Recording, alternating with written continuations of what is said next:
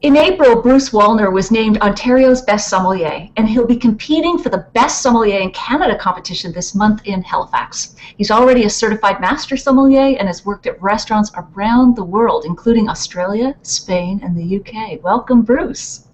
Hi, Natalie. Thanks very much. All right, great for you to be here. So tell me, before we dive into the competitions and that sort of thing, what is it that made you want to become a sommelier? You know, I was always interested.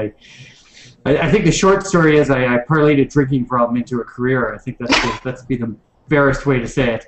It's a cloaking device for all of us. Yeah. Good to be honest. I think most people sort of fall into it, and I was working in hospitality and bartending, and well, at the time that I was getting involved, Wine Spectator was making sommeliers out to be kind of rock stars. So I thought, well, that'd be pretty cool. Yeah. Turned out it wasn't that cool at all, but it was too late. I was down the path already. What do you mean by it wasn't that cool at all? You mean it's a lot of hard work? Yeah, yeah. It's not quite the glamorous life it looks like from the outside. But, what is the most unglamorous part that people wouldn't imagine that this is part of the job? There's no glamorous part about it, to tell you the truth. Oh God. It's all yeah. There's a lot of carrying boxes and working on spreadsheets and long hours. And, wow, that sounds really dreary. So you have your resume out there. What would you be doing, Bruce, if you weren't a sommelier? Oh, gee, I don't know if I could even answer that. To be fair, it is a profession where you spend your life making people happy. So it's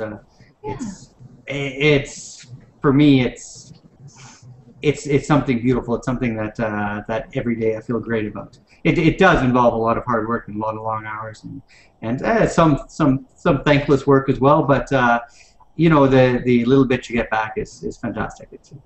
I don't know what I could. Maybe I'd be a I don't know. The closest comparison I could give is maybe a prostitute. It's how I feel. It's how I feel most days. So you know. That's really interesting. Well, I think you've chosen the right path. So tell me at a high level, I was reading something somewhere about, you were talking about what the role of a sommelier is, and that is the connection between the customer and who? Oh, for me, it's pretty black and white. The role of a sommelier. It's certainly been expanded lately, and I think people take the term sommelier to mean a lot of different things. There's a lot of writers and a lot of people in the trade. By the trade, I mean buying, selling, importing, and retail. And there's a lot of people like that who call themselves sommeliers. I think that's fair, but the truth, a pure sommelier role, I think, is the one step between the guy who produces the wine and then the final consumer. Yeah, I really like that. I like that connector role, the way you put it. So these days, what are you doing? Are you, again, reading? Are you training other sommeliers? Is that what you're up to? Yeah, I spend a lot of time training other sommeliers. We're actually, a lot of the sommeliers I've spent time training are now heading towards the same goal. 3 of us are going out to Halifax to compete in the Canadian Nationals. So awesome. I'm hoping that actually the woman that I've dedicated a lot of time to training, I'm hoping she pulls through, to tell you the truth. That she's my odds-on favorite to win the competition. So you're training your competition? Yeah, and hoping to get beaten by them as well. Wow. That's interesting. The winner from Canada goes on to represent Canada at the Worlds, and she has great experience with that. And I think she would be someone absolutely ideal at that. So and what's for me, her name? I don't know. I would fumble through it. It would be a pure stroke of luck if I managed to win this competition. As with most things with me in life. Modesty must be part of your success. So what's her name? That's Veronique Rivet. Oh yes, she's close by here. I see her at tasting. She's fantastic. So okay, let's dive into the competition then. Okay. Give us a sense of what this competition is about. So you've won the provincials. Is the Best Sommelier in Canada competition similarly structured? And if so, tell us a little bit about the competition. Well, we don't know too much. It should be similarly structured. It basically involves a written examination to test your knowledge a lot of appellations, a little bit of winemaking, and a lot of labels as well, a lot of producers, a little bit of stock management, and a lot of guest service in the end. Because after the written test, then you have a blind tasting. I don't know how many wines it's going to be, but generally speaking, it's somewhere between 2 and 6 wines. And then there's a service portion, and in the service portion, you're asked to often decant a bottle of wine or open a bottle of champagne and pour it, or go to a table who has a menu and talk about food and wine actually. And so this service exam, it's with judges who, are they trying to like ask you tough questions or trip you up somehow? As you're attempting to serve them wine, they sort of throw whatever they can in their way to trip you up and make you hesitate and make you spill the wine, or I don't know what to do, but to take you off your game. Absolutely. That's great. The questions are generally very, very obscure. Sorry? Oh, yeah, no, go ahead. Questions are what? The questions are very obscure, bordering on ridiculous. Really? Can you think of any that come to mind, like that were just really threw you for a loop in the past?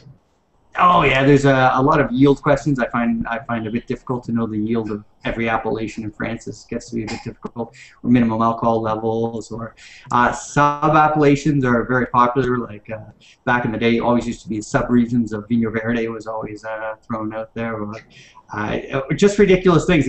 This one isn't used anymore because everyone thinks it's so funny. But it used to be what is the grape of Courcheverny? And, well, nobody knows what the grape is, of course, Courcheverny, except, well, all the French sommeliers know that it's Romorantin. But nobody ever drinks Courcheverny, and Romorantin isn't used for anything else. But it's just a funny trivia question that brings a giggle, and well, I don't know, to really only the hardcore geeks, but yeah, definitely inside baseball there. yeah, it's as boring and tedious as anything could be. But they're testing the depth of your knowledge, so I get that they're really trying to give you a zinger. Yeah, well, absolutely, and a lot of it comes down to producers and specific cuvées and single vineyards and things. A lot of things that you wouldn't really know unless you've sort of just been at the winery earlier that week. Okay. But but you do your best to prepare for them, and I think you have to go in understanding that you're going to get a lot of them wrong. Right, and so how do you prepare for this? So I'm thinking, okay, you're not, up at 5 a.m. going for runs and raw eggs. Are you like, I don't know, swigging Bordeaux before the rest of us are awake? Or what are you doing to train? So you've seen Rocky then? I have. It's very similar. It's very similar. Tell us. You do a lot of tasting in the lead up. In fact, we're about 2 weeks out now, so I'll be tasting every morning. For me, it's always 6 blind wines, even though that may not be what they give us. It's what I'm in the habit of doing. You a lot of theory, until the point where it starts to turn your stomach looking at the books again. And you do mock services. You get together with some friends and try to give each other as hard a time as possible. Try to do what the judges might do on the day. And you know what? There is a little bit of the, not so much drinking raw eggs, but there's a little bit of the conditioning. There's a certain amount of physical conditioning and also mental conditioning to make sure that on that day you're very happy to be there. And when the blind wines come in front of you, you're very thirsty and you're dying to try the wines because when you're very thirsty and dying to try the wines, your perception's a little bit peaked and you're a little bit more on the ball. So I tend to do a lot of tasting in the lead up, and then the day before I won't even smell the wine, because then I really miss it. It's kind of funny. I almost hate to admit this, but it's your dependency on alcohol then kicks in, because you go the one day without, and you're so accustomed every morning to having those 6 tastes of wine, that you go the one morning without, and the next morning it's not like you're shaking, but you're ready to have a taste of wine. You notice that you didn't have it. You notice something was missing in your schedule yesterday. It's like pent-up demand. Yeah. Yeah. I know all about that. It's a bit like the smoker who stopped smoking and has to go on a transatlantic flight. It's like, how am I going to do it? I was thinking something much more personal and right. mundane, bodily, daily functions. Back to your other profession. So blind tasting, getting back on topic, blind tasting, for those who may not know, tell us what blind tasting is. Oh, blind tasting is just it's just a wine in a glass, and you don't know what it is. So you go through it. It's actually not difficult. It's quite easy once you get the rhythm of it. So you go through it. You see how it looks, you see how it smells, and you see how it tastes. And a lot of what you're judging that wine on is its structure. So you see how high the acid is, how high the tannins are, where the alcohol is at, how long the finish is, and then you look for little hints like, does it smell like gooseberry or does it smell like dried hay? Right? And eventually all the clues kind of lead you down to the only wine that it can be. So it's a guessing game for wine. But hopefully it's not actually that much guessing. In the end, hopefully it's more an estimate than a guess. And is it more about, like, are more points given toward a complete and somewhat accurate description versus I'm nailing that vintage, that winery, that farmer, that kind of thing? It depends. I find with the exams, like the MS exam, is very much about the description and taking that description, like seeing the wine for what it is, understanding the wine, understanding the alcohol levels, the acid levels, the tannin, the body, and the finish, and understanding the elements of that wine, including the descriptors like lemon, green apple, or apricot, or whatever you're finding in there, and understanding that those elements are there, and then understanding where it should lead. That's a large component of it. Depending on what exam you're taking through the Quartermaster Sommeliers, there's a lot of weight to put to. Off the start, basically everything is about being able to describe that wine properly, and then making a sensible conclusion off of that. As you get up to Masters, it's a little bit more focused on your conclusion in the end, but it's still a lot about the descriptors. It's about understanding a wine. It's not about a parlor trick. It's about understanding a wine. And, right. And right. To be fair, there's a lot of Sancerre that starts to look like New Zealand Sauvignon Blanc, and there's a lot of New Zealand Sauvignon Blanc that's trying to be a little bit more like Sancerre. So everything kind of slowly comes together a little bit. So to see a very minerally restrained Marble Sauvignon Blanc and call it Sancerre, even though you're very much in the wrong region, you're in the wrong country, you're on the wrong side of the world, it's still not crazy. They're both Sauvignon Blancs that are both chasing minerality. If it's a Marble Sauvignon Blanc that's chasing minerality, that is. Yeah. But you have that a lot. And for example, in the south of France, you have, you know what, Bordeaux is a better example. There's a lot of producers in Bordeaux that, you know, they kind of want to make something that's a bit more like a Napa Cabernet. And when you go through that, and in the end you say, it's a bit of a restrained style of Napa Cabernet. It's not crazy. It's not insane. That's what that producer is trying to do. That you guessed it from the other side of the world, okay, that's, you know, it's a little embarrassing, but it's not insane. No, it's that same family of characteristics, because that is exactly, you leaped right there, like, you know, this, it's not the homogenization, but, you know, the styles and the, you know, given that winemakers are having stages or, you know, practice runs at different wineries around the world to gain experience, we've got all of this transfer of knowledge and technology and so on. And I would think that that convergence of style would make it really particularly tough to do blind tastings these days, outside of just sort of identifying these broad families of you know, that's a Cabernet. It does, and you know what, everyone is sort of in agreement on that, but I'll kind of go a little bit back on that. It's what we've just said is true. However, I find that once you get past the sort of new world of the old world, this globalization that we're talking about, once you sort of get past that, you start to see the terroir that's still underneath. So it's not like it's an impossible task. I'll give you another interesting example. That's basically, it's the same thing, but it doesn't imply the danger of globalization. It more implies terroir.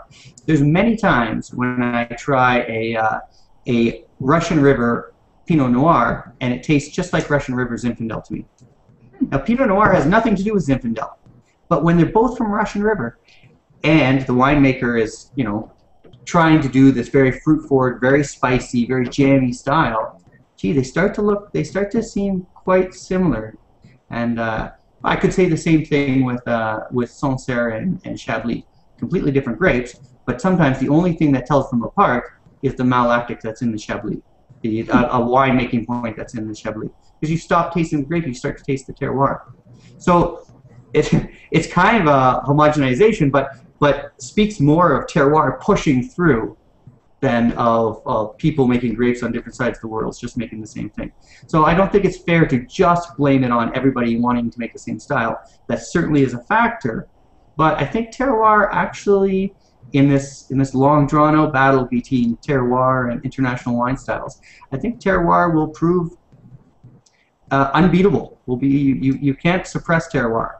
You can suppress terroir temporarily, but in the end, Mother Nature will come through. There's nothing we can do about it. That is a really optimistic note on which to end this part of our conversation. Good ending. Bruce, we're going to come back because we're going to talk more about the competition. We're going to taste a wine that you've chosen for us to taste today that's just bursting with terroir. So thank you for this chat, and we will be back with you soon. Fantastic. Okay.